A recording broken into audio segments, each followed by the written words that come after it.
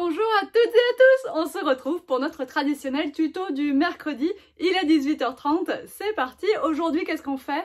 Eh bien pas de scrap, on attaque un petit peu de mix média. Je vous montre les bases de la création de moulures avec de la résine et de sa mise en peinture et de sa finition avec les cires. Tout ça, beaucoup de produits Finaber et Redesign pour les moules. Donc voilà le type de pot que l'on va faire. Ça c'était le premier. Et ça c'est celui que j'ai fait avec vous pendant la vidéo d'aujourd'hui. Enfin que vous allez voir du coup. Alors moi je vous propose de vous faire un petit café, de regarder la vidéo. Je ne l'ai presque pas accéléré. Donc vous allez pouvoir voir vraiment tout le processus. Ça dure pourtant que 30 minutes. Donc vous voyez que c'est pas si long. Je vais juste couper des tout petits passages mais vraiment pas grand chose. Alors je vous dis à tout à l'heure pour recueillir vos impressions.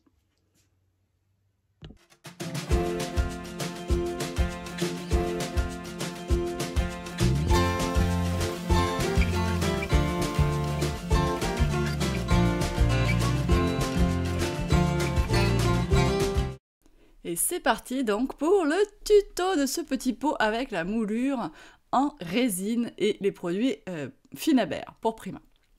D'abord, on sort la résine. Alors moi j'ai des gros flacons.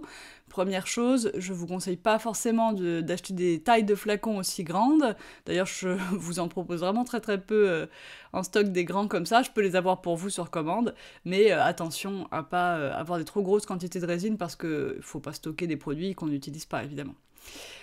Ici, je vous montre le premier pot que j'ai réalisé, donc avec la moulure que vous voyez qui est collée sur un pot rond, donc ça ne pose pas de problème même si c'est en résine. Et je vous ai montré à quoi ça me servait, je range mes blender brush dedans, et on va faire ensemble eh bien, toute la partie résine, coulage, démoulage, etc. etc. C'est assez rapide. Quand on travaille avec la pâte à modeler, on a du temps parce que ça sèche lentement et tout. La résine, ça prend quand même assez vite et quand on veut la travailler en la tordant, en la pliant ou en l'arrondissant comme ici, il faut vraiment pas traîner en route. Donc je vous conseille, si vous avez plusieurs projets en même temps, de faire quand même les choses tranquillement, peut-être pas une par une, mais pas plus que deux par deux en tout cas. La résine a une propriété assez intéressante, c'est qu'elle n'adhère pas du tout sur le plastique et le silicone. Donc on peut utiliser pour la préparer des gobelets en plastique et ça va pas coller au gobelet. Donc on a deux composants, le A et le B. Bon moyen mémotechnique, le B est de couleur brune, et c'est la lettre B comme brune, brun. Donc ça c'est pratique. Je commence par prendre mes deux petits contenants, ce sont deux petits pots railleurs gradués que vous pouvez retrouver dans la boutique. Donc ils sont en plastique, ils sont gradués, mais la graduation n'est quand même pas suffisamment précise à mon goût. Pour doser la résine, c'est la résine polyuréthane comme celle-ci, c'est temps pour temps en volume. Donc je prends mes petites seringues et je vais ici mesurer 10 ml de chaque composant. Et ça me fera pile assez pour cette grande moulure qui est assez creuse quand même dans le milieu. J'aurais fait un tout petit peu plus, j'aurais été plus à l'aise. Bon, par contre, il y a quelque chose qu'il faut quand même savoir, c'est qu'il ne faut surtout pas en mettre trop, parce qu'il ne faut pas avoir un bombé à l'arrière de votre moulure, sinon vous aurez du mal à la coller proprement, évidemment. On va pas s'amuser à la poncer, là, c'est de la résine. Donc j'ai mélangé mes deux composants avec mes seringues. Donc les seringues, je vous en propose aussi dans la boutique, et vous pouvez sinon en trouver en pharmacie.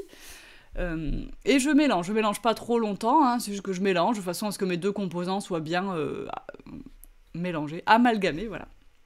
Et je vais comme ça pouvoir couler dans ma résine. Alors si vous mélangez pas assez, vous aurez comme un petit dépôt gras en fait au-dessus de la moulure quand elle sera prise. Et donc je coule dans mon moule. Je vais répartir ma résine correctement, donc déjà je verse un petit peu partout. Et ensuite, avec mon bâton en bois, je vais pousser. On peut faire avec un cure-dent aussi, pousser vraiment dans tous les petits recoins. On peut faire attention aussi aux petites bulles d'air, donc on peut taper un petit peu, enfin soulever et refaire retomber un petit peu son moule sur la table pour que les bulles d'air remontent à la surface. Bon, il y en a peu, et même s'il y en a une, de toute façon on travaille des effets un peu vieillis, donc c'est pas grave du tout. Et voilà. Donc là, je vous ai dit, hein, les 2 fois 10 ml, ça fait donc 20 ml. C'est vraiment le strict minimum nécessaire pour cette moulure-là. Donc c'est un moule Redesign with Prima, bien sûr, et je vous mettrai les références de tous ces articles, évidemment, et les liens dans l'article du blog qui correspond à ce tuto. Donc le but ici, il est de vous montrer vraiment les bases de ce qu'on pourra faire en mix média dans les mois qui viennent. La résine, c'est une base du mix média comme ce que j'ai envie de faire en tout cas, parce que ça vous permet d'avoir pas mal de petits éléments de décor à un prix assez réduit, parce que oui, le moule, certes n'est pas donné, mais vous pouvez le réutiliser autant de fois que vous voulez. Ce sont des moules qui sont quand même quasiment indestructibles. Moi j'en ai beaucoup, je les utilise beaucoup, et je ne les abîme pas, hein, vraiment. Alors en ce qui concerne le choix du matériau pour mouler, j'aime beaucoup la résine, je dois le dire, parce qu'elle révèle vraiment tous les petits détails de votre moulure, de votre moule plutôt. Vraiment, vous ne perdez rien au passage et vous n'avez aucun souci de démoulage, ça ne s'abîme pas, ça ne se déchire pas. Et voilà. C'est vraiment quelque chose qui est d'une définition qui est totalement incomparable avec ce qu'on obtient avec la pâte à modeler. La pâte à modeler, c'est sympa aussi, attention, ça vous donne beaucoup plus de temps pour travailler, parce que ça reste mou plus longtemps, mais tous les motifs de moule ne marchent pas avec, parce que dès qu'il y a trop de détails, ça ne va plus. On n'arrive plus à démouler comme il faut, si c'est trop fin, ça se casse, enfin voilà. Donc il y a des inconvénients. La pâte à modeler qui sèche à l'air, c'est super, mais pas pour tous les types de moulures.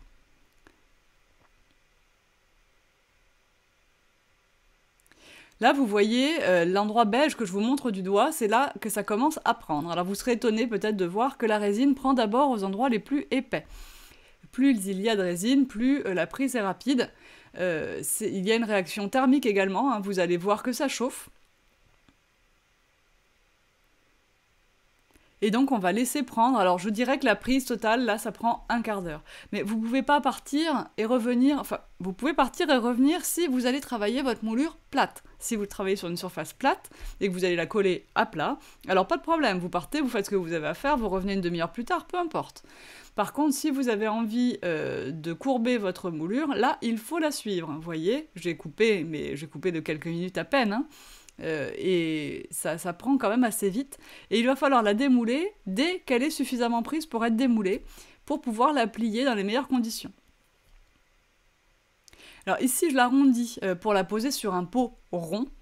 Mais si on arrondit la moulure, qu'on la fait tenir avec des scotch, des ficelles, peu importe. D'ailleurs, je vous mettrai une photo dans l'article du blog, hein, toutentuto.com, d'un projet que j'ai fait ça en support, juste une résine qui est courbée.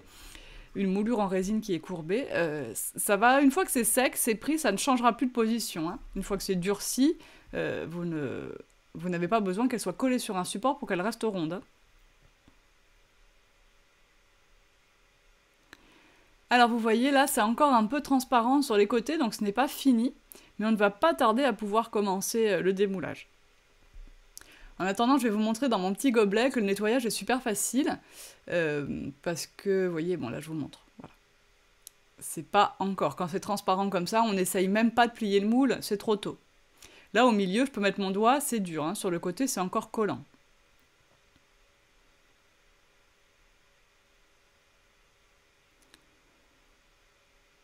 Alors bien sûr, des moules, il y en a de différentes formes, hein. Plein, dans différents thèmes. Moi je sais pas lesquels choisir, je les prends tous. C'est une catastrophe. Pour coller ma moulure, je vais utiliser ma colle Extra Forte Temperia qui est sur ma droite. Et bien sûr, parce que je l'ai, et que comme je l'ai, je l'utilise, vous savez bien que je n'aime pas ne pas utiliser mes produits juste parce qu'un nouveau s'offre à moi. Donc je vais utiliser cette colle-là, encore pour cette fois. Et bien sûr, si vous n'en avez pas, vous pouvez peut-être directement investir dans un 3D Gloss ou 3D Matte Gel, qui vous servira à la fois de gel transparent, de pâte de structure transparente et de colle. Là, vous voyez, la fois d'avant, quand j'ai plié, ça restait collé au bord, maintenant ça se décolle. Quand ça se décolle comme ça, quand on plie, c'est signe que c'est bon, on peut démouler. Alors c'est bon au milieu, je vous répète, parce que c'était plus épais au milieu, mais c'est pas encore bon sur les bords, là où c'était plus fin. Cela dit, à partir de maintenant, je vais la surveiller tout le temps. Je vais continuer de plier mon moule comme ça tout le temps, et jusqu'à ce que ce soit le bon moment pour être sûr de ne pas le louper.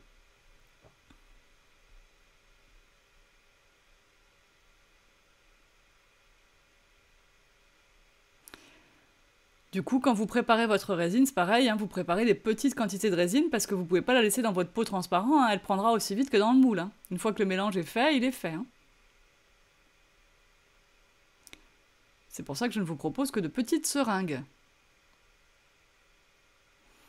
Alors il m'arrive quand même de faire 2 ou 3 moules à la fois, allez pas plus, et donc je prends peut-être 3 seringues de chaque produit et je coule. Et puis alors quand il vous reste un peu de résine au fond du gobelet, bien sûr, bah, vous faites des petites moulures supplémentaires, hein, ça vous servira bien un jour, mais vous n'allez pas gâcher cette résine. Vous voyez comme ça se décolle, là, quand ça se décolle comme ça, c'est que c'est bon. Hein. Et là, le petit zigouigoui, là, le petit arrondi, il va se démouler tout seul au milieu, vous allez voir, on va tirer dessus. Alors l'avantage, c'est qu'on peut tirer dessus, pour le sortir, ça le déforme, mais ça le casse pas, et puis il se remet en forme après, donc ça, c'est super bien. Vous ne risquez pas non plus d'abîmer vos moules, parce que ça n'adhère pas hein, au-dessus du moule. Là, je vous montre, voilà, ça finit, ça a pris dans mon gobelet, donc je n'ai plus qu'à enlever, hop, avec le bâtonnet, et à jeter, et voilà. Mon gobelet est propre. Donc pas la peine, à mon avis, d'acheter des gobelets en plastique et de les jeter. Je pense que d'acheter des gobelets comme ça, qui sont à garder, c'est mieux.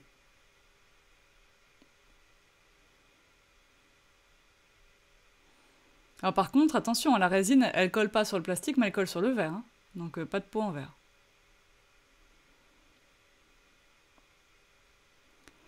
Voilà, on va maintenant pouvoir tout démouler.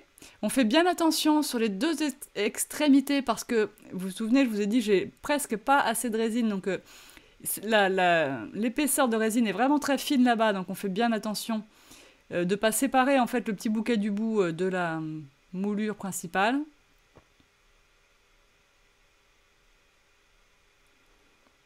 Ça vient tout seul. On n'hésite pas, on tord le moule dans tous les sens, il n'est pas fragile.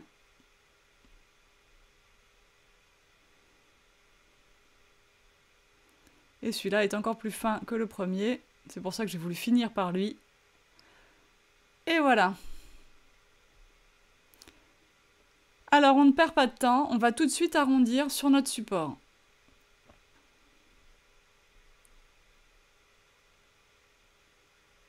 Comme ça, on va déjà donner une idée à la moulure de la forme qu'on veut qu'elle ait. On tient ça en place comme il faut. Alors là, en plus, on a une double difficulté. Hein. Le pot est rond et il n'est pas cylindrique. Hein. On voit bien qu'il est en forme de trapèze. Il est évasé. Mais ça ne posera pas de problème avec cette moulure. Alors évidemment, je vous dis, il faut éviter d'en mettre trop de résine dans le moule, parce que si vous avez un fond bombé, bah, c'est beaucoup plus difficile de coller proprement comme il faut. Et puis là, vous voyez, on voit le métal en dessous là, du coquillage, par exemple, central, et c'est bien, c'est ce qu'il faut. C'est-à-dire qu'il y a des parties de la moulure qui sont faites pour être ajourées.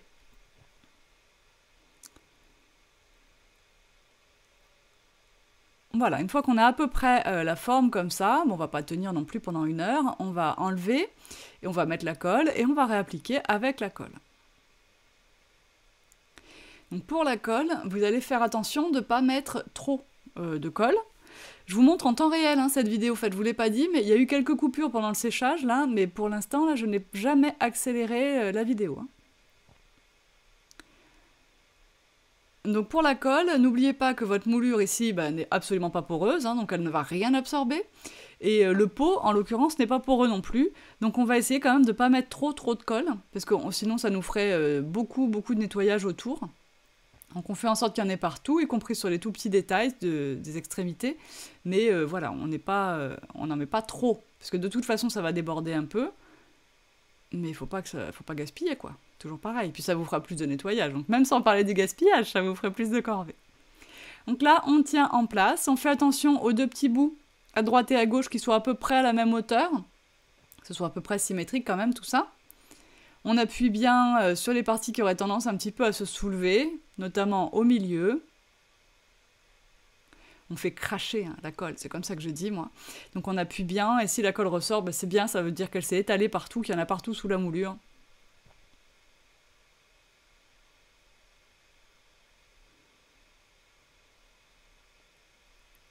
Donc dès que c'est suffisamment pris pour ne plus se soulever quand on enlève les doigts, on peut lâcher, poser. On peut y revenir 1 minute après et réappuyer des endroits qui se seraient soulevés. La prise est relativement rapide, mais évidemment pas instantanée. Là, je cherche un pinceau à colle pour nettoyer tout ça.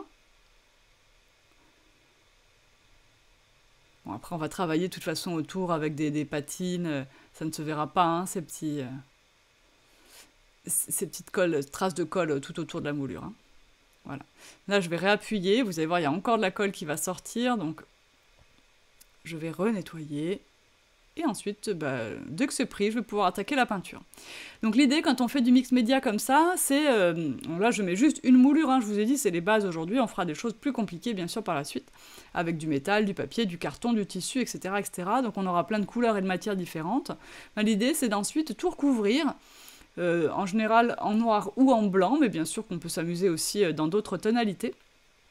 Je choisis pour ma part cette fois-ci du noir, et alors je prends le gesso Finaber Heavy Body parce que je viens de le recevoir et que je veux me rendre compte en direct de ses qualités, mais pour le premier pot que je vous ai montré en début de vidéo et que vous pouvez retrouver sur toutentuto.com, j'ai utilisé ma peinture noire Fresco Finish Little Black Dress.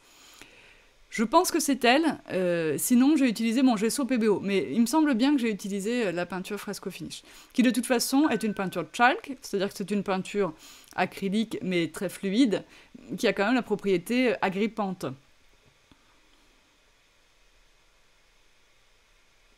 Alors ce gesso Finaber, comme je viens de vous dire, si vous avez déjà du gesso noir ou de la peinture Fresco Finish noire, je ne parle pas de n'importe quel acrylique noir, hein.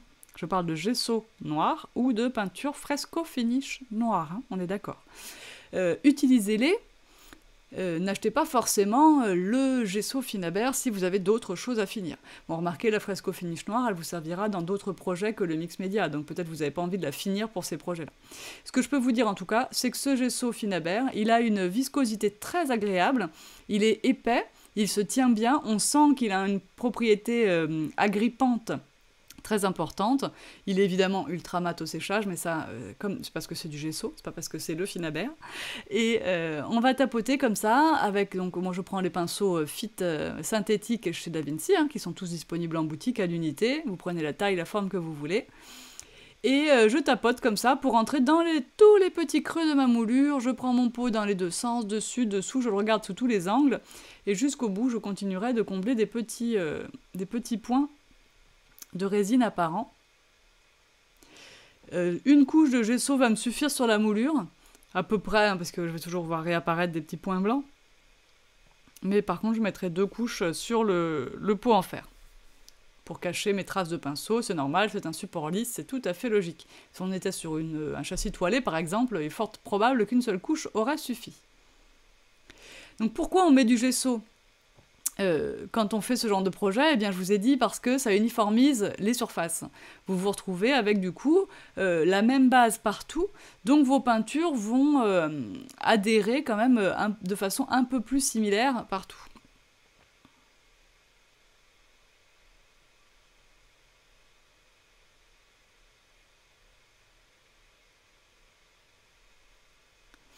Et puis aussi parce que on se retrouve sur une base mat, on ne peut pas pulvériser des sprays par exemple facilement sur un pot en métal. On peut toujours, hein, évidemment, mais voilà. Le but c'est d'uniformiser, de se retrouver sur une surface sur laquelle il est plus facile de travailler. Alors ce petit pot vient de chez Ikea, j'ai fait la feignante, mais évidemment, courez faire les vides-greniers. Les Emmaüs, tous les endroits où vous pouvez trouver des objets d'occasion, parce que des supports à décorer, vous allez en trouver des dizaines, et tous plus originaux les uns que les autres. Alors n'hésitez pas, c'est pas grave si c'est abîmé, c'est pas grave si c'est pas de la bonne couleur, on s'en fiche, vous voyez bien que nous, de toute façon, c'est la forme, on va dire, de votre support qui nous importe, et non pas son décor actuel.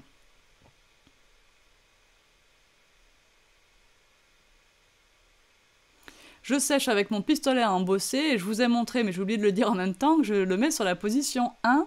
Si votre pistolet à embosser n'a qu'une seule position, ça veut dire qu'il chauffe très fort, et dans ce cas, je préfère que vous utilisiez un sèche-cheveux pour sécher la peinture.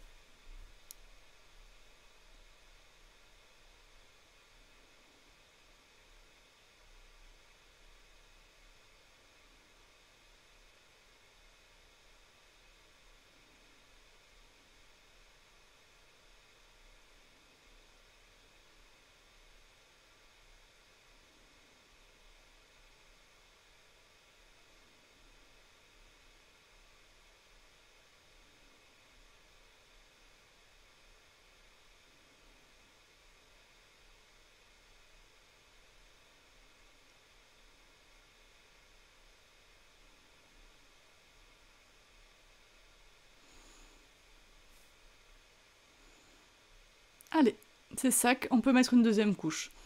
Je suis allée jusqu'au bout pour bien vous rappeler que quand on passe 2 couches de peinture, et c'est vrai pour absolument toutes les peintures, quelle que soit votre activité, on ne passe jamais une deuxième couche de peinture sur une première couche qui n'est pas encore sèche. Ça ne sert à rien du tout. Au pire, ça fait même des dégâts, parce que ça va décoller la première couche avant qu'elle ne soit prise. Donc on attend toujours qu'une couche de peinture soit sèche pour en mettre une autre par-dessus. C'est une règle de base.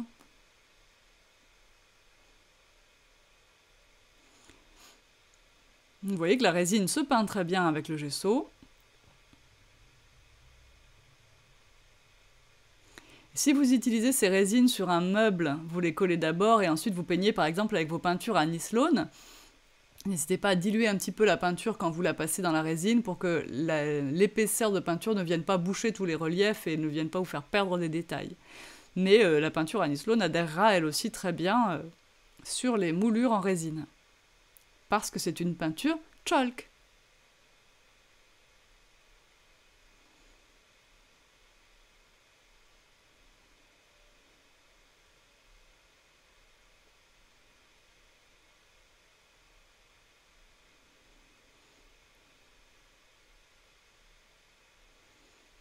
Allez, je vais faire sécher un petit peu. Je vais pouvoir faire du coup la petite lèvre là au-dessus de mon pot une fois que c'est sec, puisque je peux tenir. Donc j'ai fait la petite lèvre en dehors de la caméra. On va maintenant passer au décor. Alors, on va passer directement au cire. Je ne vais pas passer par l'étape peinture. Je vous montre ici un petit peu les bases, comme je vous ai dit, des produits Finaber. Donc, dans les cires, on a 3 sortes. On a celle-ci qui est une matte wax. On a aussi des Antique Brilliants. Et on a des Metallic wax. Donc je vous montrerai progressivement quelles sont les différences entre toutes ces cires. Hein. Wax, ça veut dire cire. Donc bon, vous comprenez facilement que métallique ou mat, eh ben, ça donne un effet métallique ou un effet mat. Je vous montrerai les propriétés des Antique Brilliants également. Ici, je vais utiliser Rusty Red et Rusty Brown, donc qui sont toutes les deux des mats. Je prends une brosse à pochoir, vous vous en servirez très souvent dans ce genre de technique. Les brosses à pochoir, les pinceaux mousse, les doigts bien sûr, et les pinceaux tout court sont des outils que vous allez utiliser très très souvent. Alors la Rusty Red et la Rusty Brown sont des cires qu'on peut utiliser pour faire aussi des effets un peu vert de gris, je ne vais pas vous dire rouille, etc. Là je vais m'en servir notamment pour donner un effet un peu mat et moins noir à ma composition. Donc d'abord le rouge, qui est un peu orangé en réalité, vous le voyez. Ensuite j'utiliserai le Rusty Brown. Alors attention de ne pas sortir plus de quantité que ce que vous avez besoin. C'est vrai qu'avant, les cires étaient dans des pots, mais elles séchaient un peu trop vite. Et ça pouvait poser d'autres problèmes. Maintenant, elles sont dans des tubes, donc vous allez du coup les garder indéfiniment pratiquement, parce que l'air ne rentrera jamais dans le tube. Par contre, vous avez cette contrainte de ne sortir vraiment que ce dont vous avez besoin.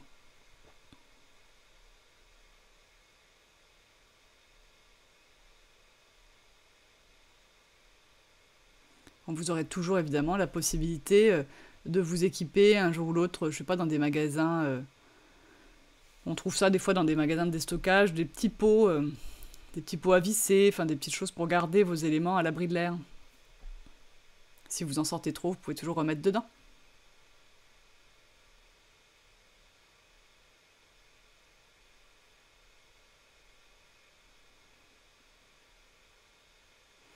Ou alors vous travaillez dans une palette avec couvercle, je sais pas, où vous prenez un vieux Tupperware, comme ça ferme bien, et puis vous en servez de palette, et comme ça vous pouvez refermer et vous pourrez le ressortir la fois d'après. En tout cas, vous voyez que là, je fais mon petit mélange entre le brun et le rouge, ça me fait des petites nuances, ça vient patiner un peu mon noir. Et je vais maintenant ajouter les touches métallisées.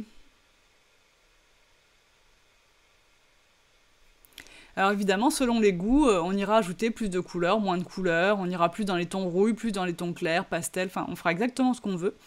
Moi je trouve qu'un ami indispensable des produits Finaber, ce sont les sprays Lindy's Stamp Gang, notamment pour les Starburst, car ils sont vraiment avec un reflet métallique que je ne connais dans aucun autre spray, avec un choix de couleurs qui est juste parfait.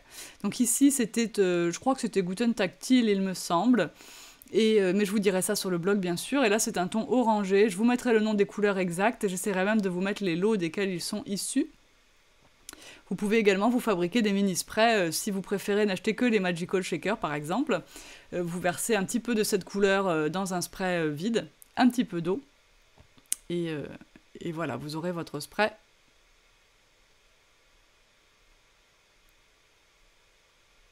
Puisque dans la marque Lindy's, hein, on a les mêmes produits qui existent donc en spray et en poudre. Là, je tapote partout sur mes petites gouttelettes de spray, de façon à, comment dire, à harmoniser toutes ces couleurs, à les mêler un petit peu entre elles. Voilà. J'efface aussi l'effet de coulure et de gouttelettes qui ne me plaît pas toujours. Et vous voyez que j'ai maintenant des nuances. Alors, on voit toujours bien sûr que j'ai peint en noir au début. On a cette cire mate qu'on voit notamment dans les creux. Enfin, on la distingue toujours, évidemment. Et on a maintenant la légère touche de couleur et le métallisé apporté par les sprays Lindy's. Donc, une fois qu'on a fini de tapoter, ce qu'il va falloir faire, c'est sécher. Ah oui, puis en ce qui concerne la surface de travail, là, je vous conseille quand même d'opter pour la surface en téflon. Hein. Vous voyez que je ne suis pas sur ma plaque de verre, là, je suis sur ma surface en téflon. Pour 2 raisons. Elle se nettoie encore mieux. Et la deuxième, c'est qu'elle est vachement plus grande. Enfin, moi, j'ai pris la très grande.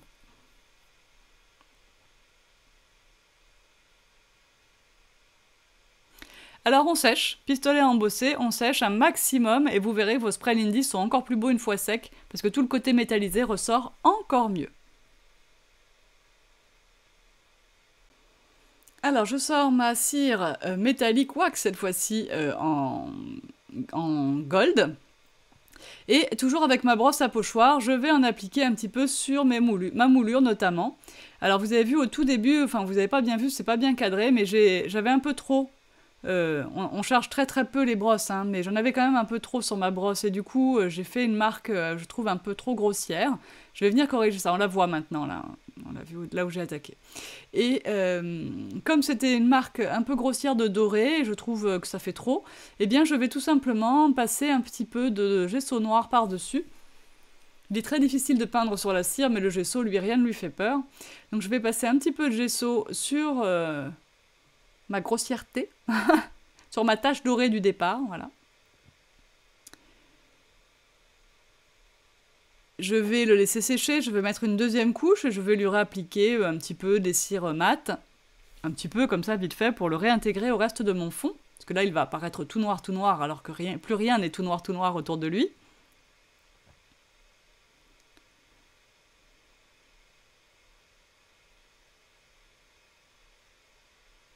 Donc, vous ne voyez pas tout dans le champ, mais vous comprenez quand même ce que je fais, ne serait-ce que même si vous ne voyez pas tout.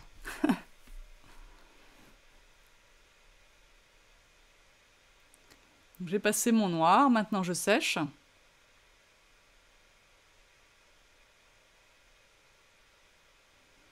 Le gesso devient mat, c'est signe qu'il est sec, mais vous voyez que c'est du coup beaucoup plus noir que ce qui est autour de lui.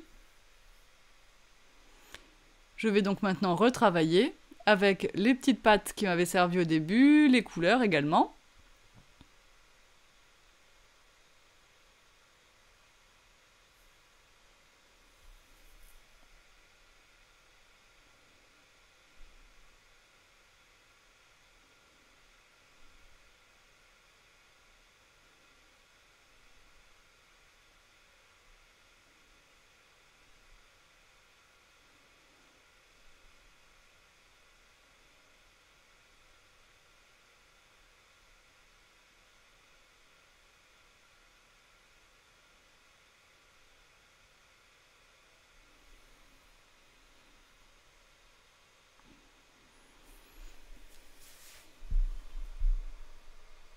Je vais maintenant sortir une peinture métallisée à paillettes.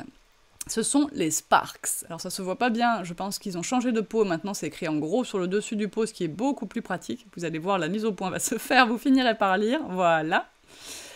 C'est écrit Sparks. Alors moi, quand j'ai ouvert le pot, je me suis dit, allez, ça va être comme mes Glamour Gel Stamperia, parce qu'il faut quand même que je vous compare un peu ces produits avec des choses que vous avez déjà pu acheter chez moi. En fait, pas du tout. Les Glamour Gel Stamperia sont plutôt comparables aux peintures métalliques de chez Finabert. Mais les Sparks, eux, ils ont vraiment ces petites paillettes qui sont imperceptibles, mais qui accrochent la lumière d'une force, j'allais dire, c'est incroyable. D'ailleurs, sur toutentuto.com, la photo de la résine courbée dont je vous parlais au début de cette vidéo, eh bien j'ai juste peint en noir et utilisé ce Sparks doré au-dessus pour mettre en valeur les reliefs de ma moulure, et vous verrez, c'est totalement bluffant.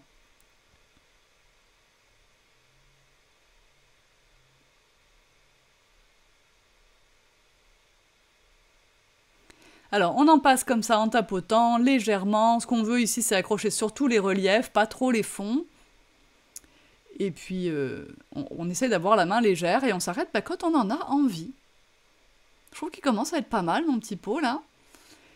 Je vais le comparer au premier que j'avais fait, parce que j'aimerais quand même les poser l'un à côté de l'autre sur mon étagère. Et ma foi, bon, ils iraient déjà très bien comme ça. Mais le premier était quand même beaucoup plus rouge. Donc je vais essayer, bon, je ferai jamais le même, hein, parce qu'il faudrait les faire en même temps pour essayer de faire à peu près les mêmes. Mais je vais quand même essayer de rendre un peu plus rouge ce pot, qui pour l'instant est beaucoup plus bleu. Donc je vais pour ça prendre non pas une nouvelle cire, mais une peinture métallique, et le coloris, ce sera flamme.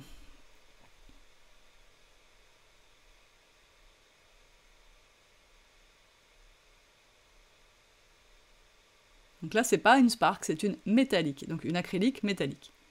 Chez Finabert, il y a 3 types de peinture.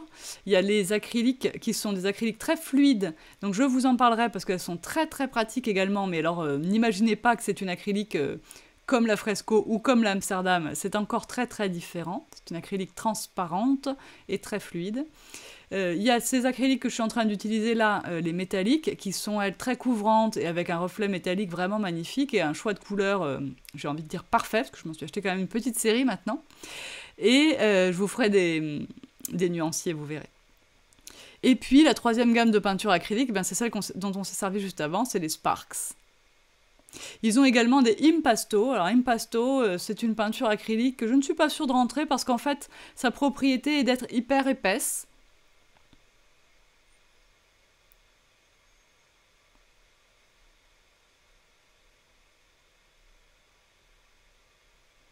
On verra avec le temps, puis avec vos demandes également. De toute façon, maintenant que vous savez que je représente cette marque, s'il y a des produits que vous souhaitez et que vous voyez que je n'ai pas mis en catalogue, bon, donnez-moi un peu de temps, hein, parce que pour l'instant, je rentre progressivement.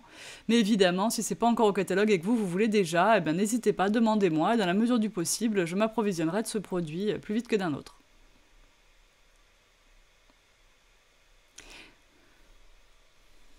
Alors, on n'oublie pas de travailler les zones qui sont à la base des moulures, hein. Vous voyez, il ne faut pas que ce soit vraiment d'une couleur différente à la base de la moulure du reste du pot, hein.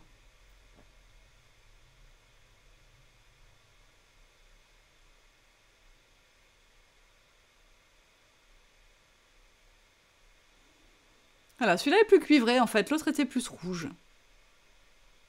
Je les aime beaucoup quand même tous les deux. Ben en fait, c'est déjà terminé. Donc j'espère que ça vous a plu, que c'est le genre de produit que vous avez envie d'utiliser, de projet que vous avez envie de faire. J'ajoute quand même une couche de Kowabunga Copper. J'adore cette couleur cuivre dans mes Lindy Stamp Gang. En fait, je ne sais pas s'il y a une couleur que j'aime pas dans mes sprays et Magical Lindy's. Voilà, 2 petits pots qui auront une belle place maintenant sur mon étagère pour ranger mon matériel de scrap. Et je suis persuadée que j'en ferai quelques-uns pour offrir pour les fêtes. Et bien voilà, j'espère que ça vous a plu. Nous avons expérimenté une nouvelle façon d'utiliser nos moules en les courbant. Nous les avons patinés, nous avons ajouté de la cire mate, puisque les cires ne sont pas toujours des cires métalliques. J'espère que ça vous a beaucoup plu. J'attends beaucoup vos retours, savoir si ça vous aide dans vos débuts, puisque vous êtes nombreuses à m'avoir dit que ça vous intéressait comme thème, mais que ça vous paraissait compliqué. Donc n'hésitez pas à me dire ici ce que vous avez aimé dans ce tuto, si vous connaissiez déjà ces bases-là, et ce que vous aimeriez apprendre. À bientôt!